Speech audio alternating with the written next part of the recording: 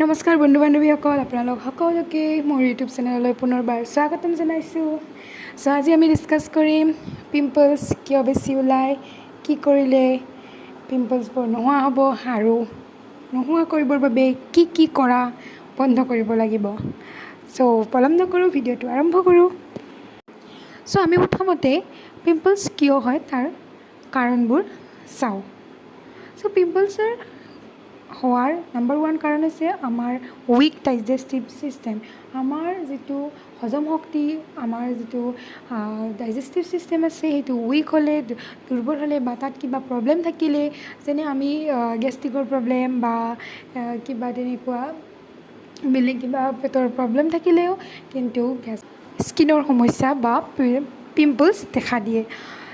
আমাৰ 1 নম্বৰ ৰিজনটো হৈ গ'ল। নাম্বাৰ 2 ৰিজন বা 2 নম্বৰ কাৰণ হৈছে ডিপ্ৰেশ্যন বা মানসিক অশান্তি। আমি সদায় যদি নিগেটিভ থিংকিং লৈ থাকোঁ যে এইটো নহ'ব, এইটো নহ'ব, এনেকুৱা হ'ল, তেনেকুৱা হ'ল, কি হ'ব মোৰ জীৱনত, আমি যদি সদায় মানসিক কষ্টত ভুগি থাকোঁ, অভাৰ থিংকিং কৰি থাকোঁ, যদি আমি সদায় ডিপ্ৰেশ্যনত গৈ থাকোঁ, মানসিক চাপত গৈ থাকোঁ, তেতিয়াহ'লেও কিন্তু আমাৰ স্কিনত বেয়া প্ৰভাৱ পৰে আৰু পিম্পলছৰ সমস্যা কমোৱাৰ সলনি বৃদ্ধিয়ে হয়।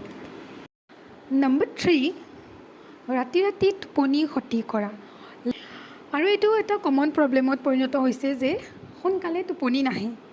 যে নাই, মোৰ আজিকালি 12টা 1টালৈকে থাকিব লগা হয়, মোৰ টোপনিয়ে নাহে, বিচনাত গ'লেও টোপনি নাহে। আৰু ইয়াৰ কাৰণ কি জানানে? আমি অভাৰ থিংকিং বা মোবাইল বেছি চোৱাৰ কাৰণেও কিন্তু টোপনি নাহে। টোপনি ক্ষতি কৰাও কিন্তু বহুত ডাঙৰ এটা বেয়া প্ৰভাৱ পৰে আমাৰ স্কিনৰ প্ৰব্লেম আৰু পিম্পলছ বৃদ্ধি পোৱাৰ। কাৰণ নম্বৰ 4, জাংক ফুড বা অত্যাধিক যিবিলাক আমি ফাষ্ট ফুড খাওঁ, সেই হেবিটৰ ফলতো কিন্তু স্কিনৰ প্ৰব্লেম বৃদ্ধি পায়। আমি জানোৱেই যে জাংক ফুড বা ফাষ্ট ফুড এইবিলাক বস্তু আমাৰ পেটৰ কাৰণে একদম ভাল নহয়। আৰু আমাৰ যদি পেটৰ কাৰণে ভাল নহয়, আমাৰ যদি ডাইজেষ্টিভ ছিষ্টেম বা আমাৰ পেটৰ যিবিলাক ফাংচন থাকে সেইবিলাক যদি ভালকৈ নহয়, তেতিয়াহ'লেতো স্কিনত প্ৰভাৱ পৰিবই। আৰু এই জাংক ফুড আৰু ফাষ্ট ফুড অত্যন্ত বেয়া বস্তু, যিয়ে নেকি আমাৰ স্কিনৰ প্ৰব্লেম আৰু পিম্পলছৰ প্ৰব্লেম অত্যন্ত বৃদ্ধি কৰাত সহায় কৰে। কাৰণ নম্বৰ 5 হৈছে ৰাতি মোবাইল চোৱা। মোবাইল যেতিয়া আমি চাওঁ ৰাতি, আমি লাইটবিলাক অফ কৰি দি পূৰা আমি টোপনি যোৱাৰ আগত যিখিনি টাইম মোবাইল চাওঁ, সেই মোবাইলৰ যিটো পোহৰ, সেই পোহৰে যে আমাৰ স্কিনখন কিমান ডেমেজ কৰে আপোনালোকে জানেনে? মোবাইল চোৱাৰ ফলত যি স্কিনত যি প্ৰভাৱ পৰে সেয়া কিন্তু বহুত ডেঞ্জাৰাছ হয়।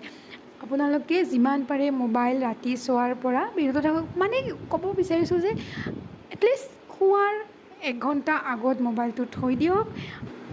থুলমূলকৈ এইখিনিয়ে কাৰণ আছে যিবিলাকে আমাৰ পিম্পলছৰ সমস্যা কমাৰ সলনি বৃদ্ধি কৰি আছে দৈনন্দিন জীৱনত।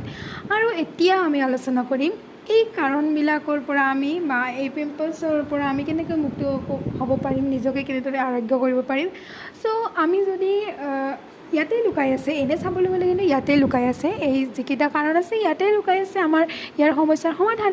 কাৰণ আমি যদি এই 5টা যদি বেড হেবিট যদি আমি ত্যাগ কৰোঁ, তেতিয়াহ'লে আমাৰ অতি সোনকালে পিম্পলছবোৰ নোহোৱা হ'ব বা স্কিনৰ প্ৰব্লেম নোহোৱা হ'ব। আৰু লগতে ইয়াৰ লগত কেইটামান কৰিবলগীয়া কাম হৈছে কি? পানী বেছিকৈ খাওক। আপোনালোকে যিমান পাৰে সিমান পানী খাওক। মিনিমামটো 5 লিটাৰ খাব লাগে, 5 লিটাৰ 4 লিটাৰ খাব লাগে পানী। এটা দিনত এজন ব্যক্তিক 5 লিটাৰ পানী লাগে। আপোনালোকে পানী বেছিকৈ খোৱা আৰম্ভ কৰক। তাৰপিছত য়োগা কৰক। য়োগা মেডিটেশ্যন স্কিনৰ কাৰণে বহুত ভাল। ৰাতিপুৱা য়োগা আৰু এক্সাৰচাইজ কৰক। আৰু লগতে সুখত থাকক। সুখ মানে এইটো নহয় যে টকা পইচা লাগে, ধন দৌলত এইবিলাকে যে সুখ দিব পাৰে। সৰু সৰু কথাত কিছুমান আমি সুখী হ'ব পাৰোঁ। আমি সদায় হেপী থাকিব লাগে, হেপী মুডত থাকক, যিয়ে আপোনাৰ সকলো সমস্যা দূৰ কৰিব পাৰিব। আজিলৈ ইমানতে সামৰি মাৰিছোঁ। আশা কৰোঁ আপোনালোকে ভিডিঅ'টো চাই ভাল পালে প্লিজ ছাবস্ক্ৰাইব কৰি দিব চেনেলটো। আৰু ভিডিঅ'টো চাই ভাল পালে যদি লাইক কৰিব, কমেণ্ট কৰিব এণ্ড শ্বেয়াৰ কৰিব।